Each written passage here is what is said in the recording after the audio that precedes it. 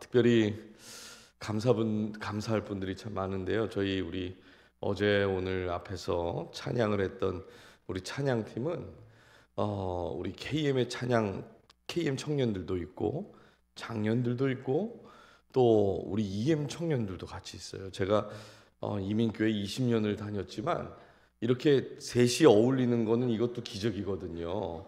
그런데 이 세 그룹이 모여서 찬양을 한다는 것 자체가 우리 교회의 참 특별한 은혜인 것 같습니다. 우리 찬양 준비해주고 또 그 하나님께 영광스러운 찬양했던 우리 격려하고 영광 올려드리겠습니다. 너무 감사해요. 자, 사실 저는 성가대 어제만 준비하는 줄 알았어요. 오늘 또 가운 입고 나오시길래 오늘 금요일인가 싶었는데 똑같이 그럼 어제, 오늘, 내일 또 하시는 거죠, 찬양을? 뭐 기분 안 좋은 거 있으세요? 네. 오늘 특별히 더 은혜 아니면이란 찬양이 참 더 은혜로운 찬양이었던 것 같습니다. 또 우리 귀한 찬양 올려드린 우리 성가대에게 또 박수 한번 해드리겠습니다. 네. 초코파이 얘기를 안 했어요. 오늘 나가시다가 예배 마치고 나가실 때 제가 버지니아에서 50년 전 그 똑같은 사이즈로 만든 한정판 초코파이를 전 성도님들께 한 개씩 나눠 드릴 수 있도록 버지니아에서 가져왔습니다. 지난번에 저희 51주년 그 설립 기념 예배 때 치즈케이크 갖다 주셨던 집사님이 이번에 초코파이를 좀 보내주셨어요. 그래서 오늘 마치시고 나가실 때 50년 한정판입니다. 필라델피아에선 팔지 않는 그 초코파이 꼭 가져가시길 바라요. 못 받으시면 박재성 목사님 찾아가시면 되겠습니다. 이렇게 해서 제 앞에 있는 멘트 그거를 제가 이제 벌었던 것 같아요. 믿음은 거절할 용기를 준다라는 제목으로 은혜를 나누도록 하겠는데요. 세상이 우리에게 수도 없이 하는 말들이 있어요. 제가 아침에는 가르치는 것들이 있다 했고 하는 말들이 있어요. 뭐냐면 다들 그렇게 사니까 좀 제발 유별나게 좀 그러지 좀 마.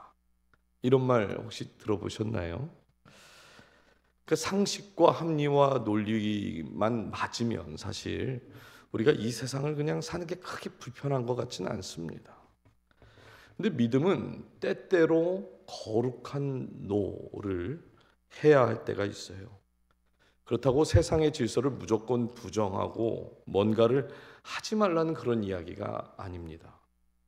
그냥 아무 생각 없이 무조건적으로 따라가지 말라는 거예요. 그래서 히브리서 11장은 이 모세의 믿음을 이야기하기 전에 그 부모의 믿음을 먼저 이야기하는데요. 첫 번째 교훈은 이것입니다. 믿음은 가정에서 거룩한 노를 배우게 한다. 23절 한번 다시 보겠습니다.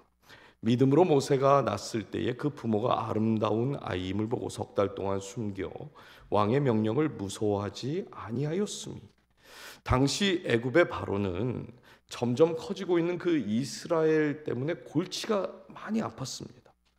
그래서 이스라엘의 남자아이가 태어나면 죽이거나 나일강에 던져버려라 이렇게 명령을 내렸죠. 그때 모세가 태어나게 되었고 이 모세를 이제 죽이던가 나일강에 던졌어야 하는데 지금 이 부모가 뭐라고 그러죠? 석 달 동안 숨겼다 그래요. 여러분, 숨겼다라는 말은 분명한 의도를 가진 행동입니다. 그러니까 왕의 명령이 굉장히 무서운 명령이긴 하지만 그럼에도 우리 집안의 기준은 뭐라는 겁니까? 왕의 말이 아니라 하나님의 뜻이다. 뜻이 더 중요하다. 이것을 지금 선언한 겁니다. 그래서 왕의 명령에 부모가 먼저 뭐 한 거예요? 노했다라고 하는 것이죠. 이 본문을 기록하고 있는 곳이 출애굽기 2장인데요. 출애굽기 2장에서는 모세를요 잘생긴 아이라고 표현을 합니다. 근데 오늘 히브리서 저자는 물론 아름다운 아이라고 표현을 했지만 모세가 그냥 났다고 합니까? 믿음으로 모세가 났을 때 그래요. 그러니까 모세의 외모를 지금 강조하는 것이 아니라 부모의 믿음을 지금 강조하고 있다라고 하는 것이죠.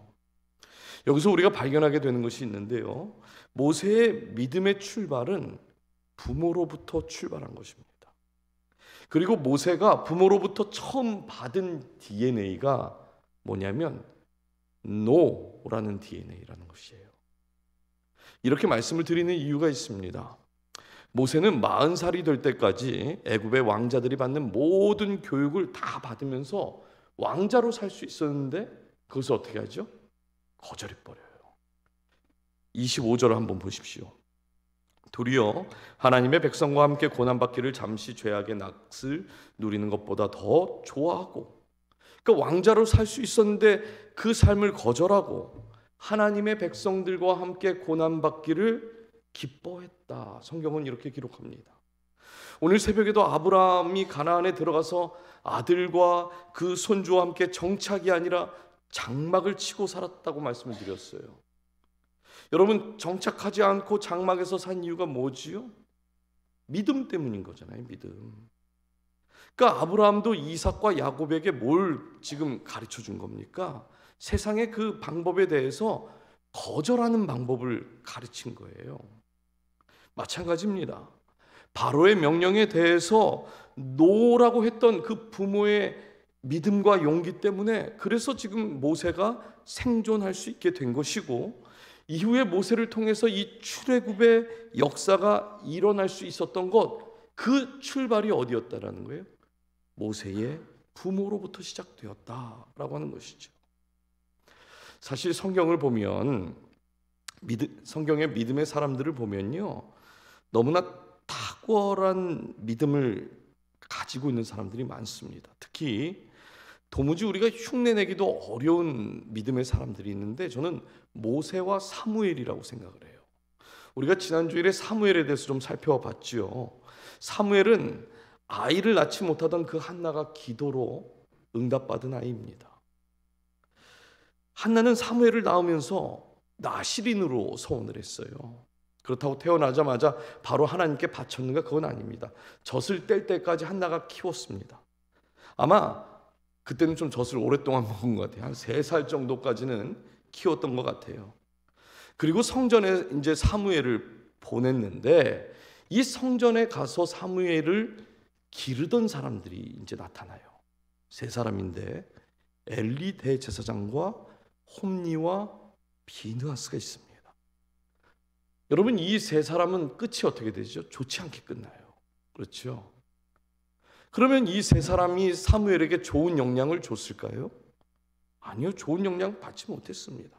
이 어린 사무엘이 그 성전에서 배운 게 뭡니까? 예배를 멸시하는 제사장, 하나님의 말씀에 귀가 어두워서 듣지 못하는 대제사장, 성전에서 음란한 행위를 하는 그 제사장의 모습만 봤어요.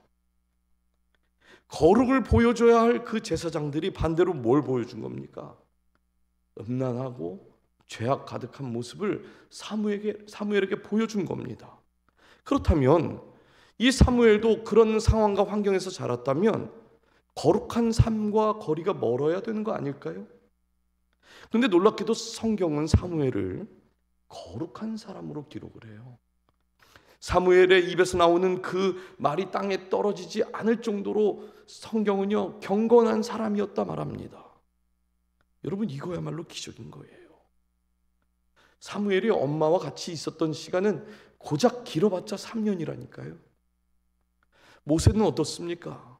모세는 3년은커녕 3개월밖에 못 살았습니다. 엄마하고. 물론 모세에게는 또 다른 은혜가 있었지요. 엄마 요게벳이 모세의 유모로 오게 되었습니다. 사무엘도 그렇고 모세도 3년 이상을 그들의 부모와 같이 살지 못했어요. 그리고 모세는 40살이 되어서 다시 성경에 등장을 하게 되는데 35년 이상을 무슨 교육을 받은 거예요? 애굽의 모든 교육. 애굽 사람들이 받아야 하는, 특히 애굽 왕자들이 받는 그 모든 교육을 모세도 다 받았습니다. 그렇다면 모세도 성경에서 애굽 사람처럼 기록을 해야 되는데 당시에 애굽에 있는 신들도 섬기지 않았고 모세를 애굽 사람이라 이야기하지 않아요. 오히려 유일 신앙을 가졌다 이렇게 성경은 말하죠. 여러분 어떻게 이게 가능한 겁니까? 어떻게 35년 동안 이방 문화, 우상 교육을 다 받았는데 어떻게 모세는 타락하지 않았을까요?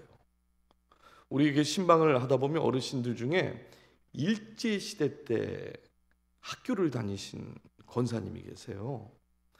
벌써 꽤 오랜 시간이 지났잖아요. 근데 그때 배웠던 일본어를 아직도 기억을 하신답니다. 그만큼 교육이 굉장히 무서운 거거든요. 제가 오늘 점심에 밥 먹고 나서 25년 전에 군대에서 배웠던 그 제식이요. 25년이 지난데도 아직도 몸에 배어 있어요. 바로 착하면 바로 나옵니다. 제가 보여드릴 수는 없고, 네. 그만큼 교육이요 아주 무서운 겁니다. 그런데 모세는 타락하지 않아요.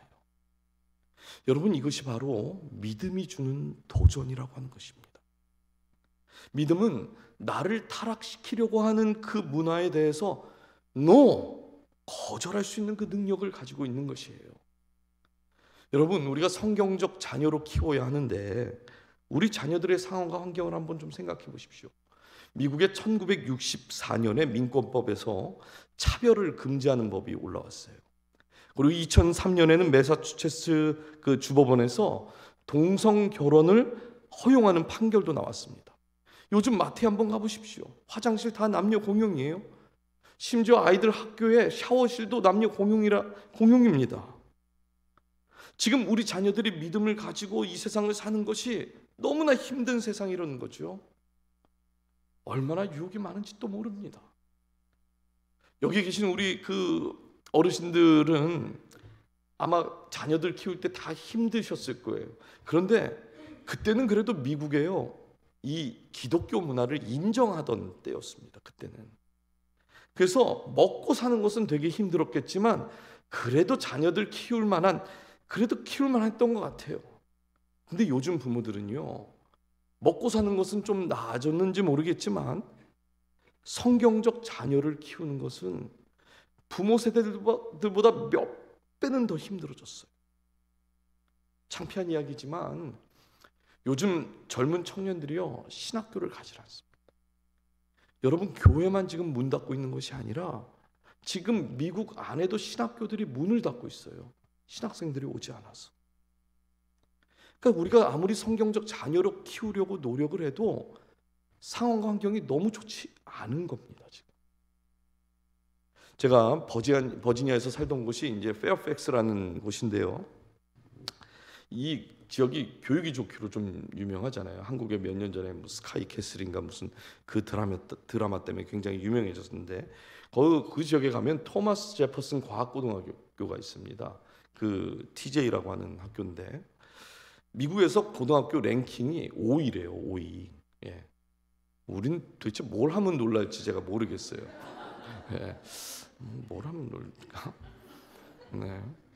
근데 이 팬데믹 때 이제 좀 있으면 놀랍니다. 자, 팬데믹 때 학교가 난리가 난 적이 있어요. 이 학교가 오랫동안 이제 학교를 가지를 못하니까 이제 아이들 사물함을 다 정리한다고 사물함 문을 다 연 거예요. 학교에서. 그리고 이제 물건들을 다 빼고 이제 주인들 찾아가라고 시간 맞춰서 그랬는데 여러분 그 사물함에서 뭐가 나오는지 아세요? 각종 마약들이 잔뜩 나왔습니다. 이 정도 해야 놀라는군요. 네. 응? 좀 센 걸 좋아하시네. 네? 여러분 그 동네 부모들이요 그 학교 보내려고 많이 노력합니다. 노력해서 좋은 학교 보내면 뭐합니까? 그렇죠?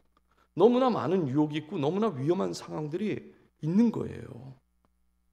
그러면 그 부모들이 자녀들의 모든 위험 요소를 다 막을 수 있는 겁니까? 다 막지 못해요. 오늘날도 그렇고 모세나 사무엘 시대도 믿음을 가지고 살기에는 너무나 어려운 환경이었다는 것입니다. 근데 우리가 한 가지 착각을 하면 안 되는 게 있어요. 상황과 환경이 신앙 교육의 본질은 아니라는 것입니다. 그렇다면 키는 누가 갖고 있나요? 키는 누가 갖고 있죠? 하나님도 갖고 계시고 우리 부모님들이 갖고 있는 거예요. 부모님들. 오늘 저와 여러분에게 주는 도전 한번 보십시오. 모세와 사무엘은 그 부모와 3년 정도밖에 같이 살고 있지 않았는데 그 3년의 시간 동안 신앙의 DNA를 그들에게 다 줬다는 거예요. 이 두 사람이 저와 여러분에게 보여주는 가장 강력한 믿음의 도전은 세상 사람들처럼 키우라고 하는 그 상황과 환경에 대해서 거절한다. 우린 그거 안 받을 거야. 부모가 그 거절하는 믿음을 주니까 그 자녀들도 세상 그 타락의 문화를 거절할 수 있는 믿음이 그들에게도 있었던 것입니다. 사랑하는 여러분, 우리 자녀들에 대한 하나님의 그 선한 계획이 있다고 하는 거 여러분 믿으십니까? 믿으세요? 안 믿으세요?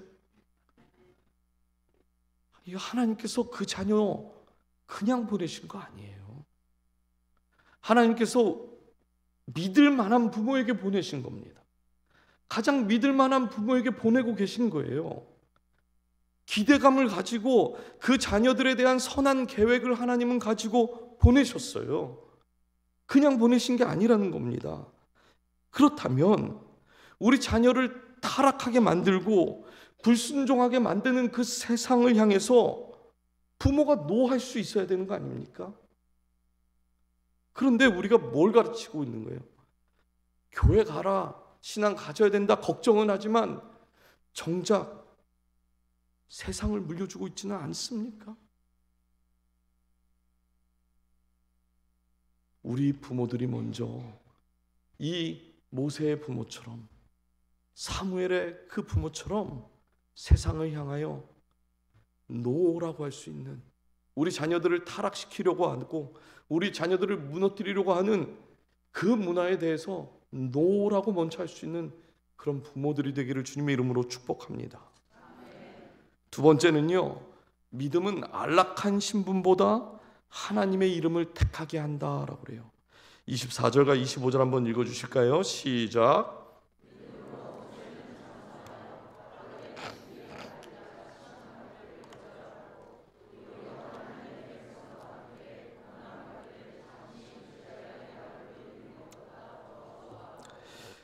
상식적으로 모세의 정체성이 뭐냐고 묻는다면 40년 동안 애굽의 궁전에서 바로의 그 공주 아들로 살았던 그 삶이 아닐까요? 바로의 공주의 아들로 살기만 했어도 모세는요, 성공이 보장된 사람이었습니다. 그렇죠? 근데 성경은 모세를 하나님의 백성과 함께 고난받은 자다 이렇게 기록을 합니다. 여러분, 근데 당시 하나님의 백성들은 신분이 뭐였습니까? 노예였어요. 바로를 섬기던 사람들이었고 궁전에서 일하던 사람들이었고 모세를 섬기던 사람들이 하나님의 백성들인데 모세는 어떻게 그 왕자 같은 그런 신분을 버리고 노예 같은 삶을 붙잡을 수 있었냐 하는 겁니다. 2023년 SBS 그 방송국에서 꼬리에 꼬리를 무는 그날 이야기라는 프로그램이 있어요. 근데 이런 질문이 하나 올라왔는데 그게 큰 화제가 됐습니다. 어떤 질문을 했냐면 10억을 주면 죄를 짓고 교도소에 1년을 갈 수 있다. 당신의 선택은? 이게 질문이었어요. 이때 많은 사람들이 갈 수 있다고 답을 했고요. 무조건 가겠다. 무조건 가겠다 나는. 그런 사람들도 많았습니다. 근데 이런 질문을 2015년에 먼저 조사를 한 자료가 있었는데 제가 그거 보고 깜짝 놀랐습니다. 고등학생들의 56%가 10억이 생기면 1년 정도는 내가 교도소에 가도 괜찮다라고 대답을 했다는 거예요. 여러분, 이것이 무슨 의미라고 생각하십니까? 성공의 목을 매는 세대를 우리는 지금 보고 있는 거예요. 근데 모세는 가만히 있어도 성공이 보장이 되었는데 애굽의 왕자를 그 자리를 선택하지 않고 노예의 삶을 살겠다, 그들처럼 살겠다라고 결정을 했다는 것입니다. 성공하지 말라는 말이 아니에요. 믿음 밖에서 주는 그런 성공에 대해서 모세는 그걸 가지고 노했다고 하는 것입니다. 사실 사람은 누구나 다 성공에 대한 본능이 있지요. 예수님의 제자들 중에도 성공에 대한 본능이 있는 제자가 있었습니다. 예수님께서 공생의 2년 반을 이제 마치셨을 때 가이사랴 빌립보에서 제자들에게 물어보셨어요. 너희는 나를 누구라고 생각하느냐? 그때 베드로가 주는 그리스도시요 살아계신 하나님의 아들이십니다 그랬잖아요. 그래서 베드로의 이 놀라운 고백이 있은 후부터 예수님께서 뭐라고 하시냐면, 내가 이제 예루살렘에 올라가야겠고 거기서 죽어야 하리라, 이제 고난에 대해서 말씀을 하세요. 그 다음에 그때부터 예루살렘으로 방향을 정하시고 이제 올라가고 계신 겁니다. 이 6개월 동안 제자들이 가장 많이 했던 얘기가 뭔지 아십니까? 누가 더 높은가예요. 누가 더. 예수님은 지금 고난의 장소 예루살렘을 향해 가고 있는데 제자들은 그 예루살렘이 성공의 장소로 알고 지금 예수님을 따라가고 있었다라는 것입니다. 그 중에 한 어머니가 예수님께서 와서 그랬죠. 두 아들 중에 한 아들은 오른쪽에 앉게 해주고 또 한 아들은 왼쪽에 앉게 해달라고, 그런 일도 있었어요. 그뿐만이 아닙니다. 심지어 가룟 유다는요, 예수님이 성공하지 못할 것 같으니까 어떻게 해요? 예수님 팔아서 자기가 성공하려고 했어요. 여기서 이제 궁금한 게 있어요. 제자들 안에 성공에 대한 그 열망이 있었는데 예수님은 그걸 모르셨을까 하는 겁니다. 예수님도 아셨겠죠. 그런데 제자들을 버리지 않고 끝까지 그 제자들을 붙들고 가세요. 왜 그러셨을까요, 그럼? 심지어 성경은 제자들이 성공에 대한 어떤 열망이 있다는 것도 기록을 하고 있지만 이쪽 편에는요, 제자들의 실패한 이야기도 다 기록을 합니다. 왜 이런 기록들이 있을까요? 도대체 성경은 무엇을 우리에게 지금 이야기하고 싶은 걸까요? 성공의 종이 되는 순간 예수님의 종은 되지 못한다는 걸 이야기하고 있는 것입니다. 복음서를 보셔서 아시겠지만 성공의 종이 된 제자들은 다 예수님 버리고 도망갔습니다. 그런데 놀라운 것은 도망간 그 제자들을 예수님이 부활하신 후에 어떻게 하시죠? 그들에게 찾아가셔서 다시 그들을 모으세요. 사도행전 1장 4절과 5절 말씀 한번 보겠습니다. 사도와 함께 모이사 그들에게 분부하여 이르시되 예루살렘을 떠나지 말고 내게서 들은 바 아버지께서 약속하신 것을 기다리라. 요한은 물로 세례를 베풀었으나 너희는 몇 날이 못되어 성령으로 세례를 받으리라 하셨느니라. 예수님이 말씀하신 것처럼 성령이 임했습니다. 그리고 더 놀라운 것은 이 성공의 종이 되었던 제자들이 180도 완전히 변했다는 거예요. 사도행전 3장 6절에 이렇게 변합니다. 베드로가 이르되 은과 금은 내게 없거니와 내게 있는 이것을 내게 주노니 나사렛 예수 그리스도의 이름으로 일어나 걸으라 하고, 또 사도행전 5장 41절에는 사도들은 그 이름을 위하여 능욕받는 일에 합당한 자로 여기심을 기뻐하면서 공회 앞을 떠다니라. 이전에 성공에 목매달렸던 그 제자들은 은과 금이 가장 중요했던 사람들이었습니다. 그런데 성령이 그 안으로 들어가 보니까 어떻게 됐어요? 은과 금이 없어도 아무 문제가 없는 사람이 되었다는 거예요. 여러분, 성공에 대한 욕망이 있는 상태로는 절대 주님의 제자가 될 수 없습니다. 오해하지 마세요. 성공하지 말라는 건 절대 아닙니다. 성공이 인생의 목적이 되는 순간 그 자리에는 절대 주님의 제자된 삶이 없다는 거예요. 여러분, 아주 우리가 중요한 영적 원리를 여기서 보게 되는데, 성령이 우리 안에 들어오게 되면 어떤 일이 일어나는 거예요? 성공을 부정하는 일이 일어나요. 성공하는 것이 인생의 본질이 아니라는 것을 깨닫게 됩니다. 언제요? 성령이 안에 들어올 때. 고지론이란 말 들어보셨나요? 고지론. 고질라 말고 고지론. 예. 쉽게 말하면 고지를 점령해야 전쟁을 승리할 가능성이 높다라고 하는 것입니다. 근데 성경을 보면 이 고지를 점령한 믿음의 사람들이 있어요. 요셉, 다니엘, 다윗 이런 사람들 다 고지를 점령한 사람들입니다. 그래서 한때 한국 교회에도 이 고지론이 굉장히 인기가 있었던 때가 있었습니다.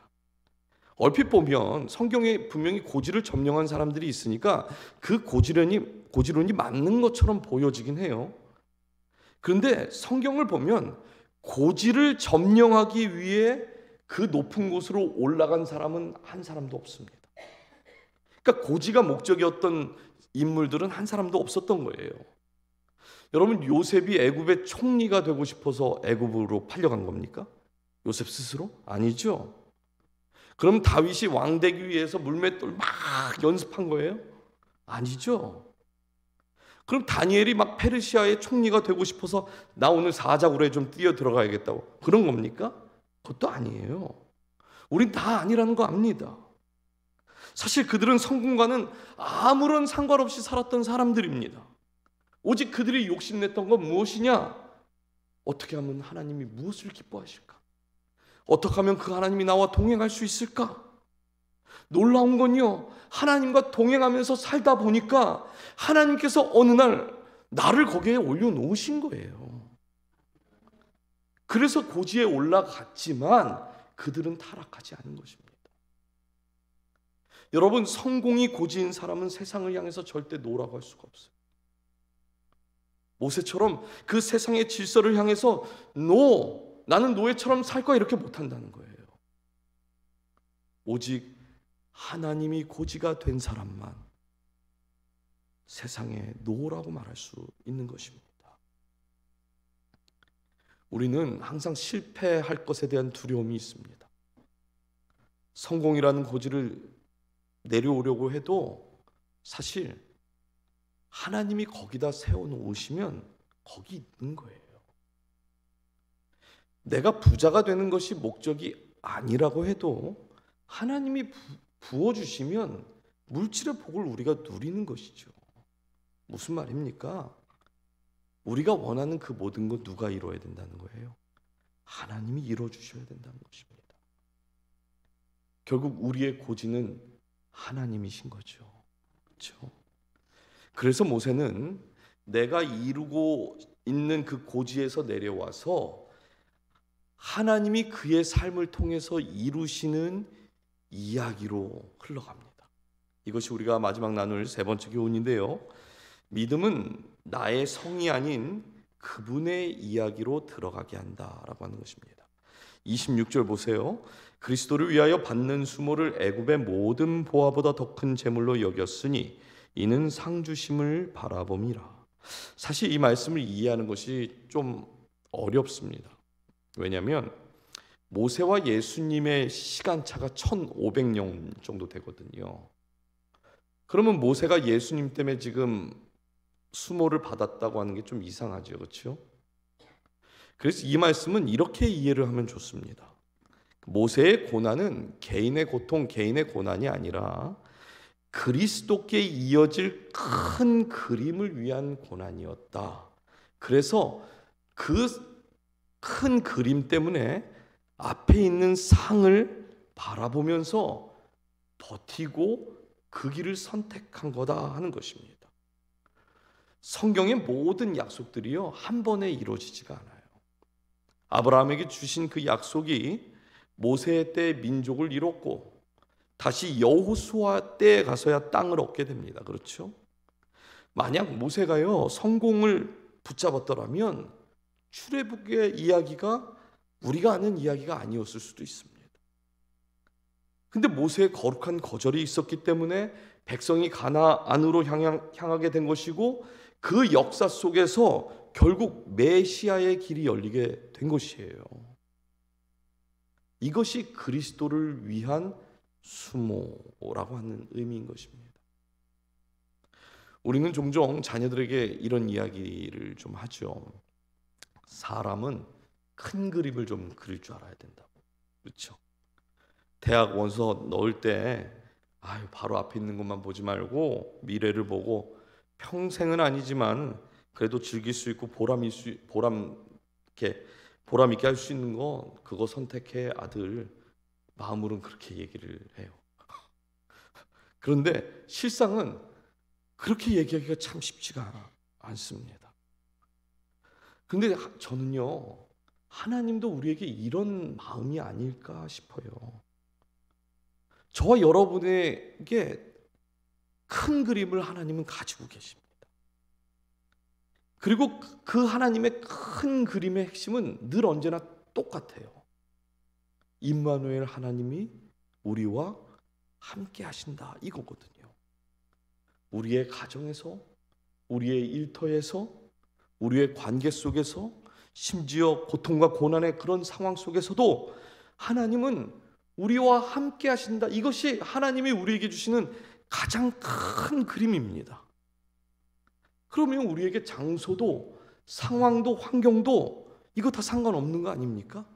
왜냐하면 어디에 있든지 간에, 어디에 그 자녀가 있든지 간에 하나님이 그 자녀와 함께 있으면 하나님의 그 크신 그 계획 안으로 그 자녀가 들어가는 거잖아요.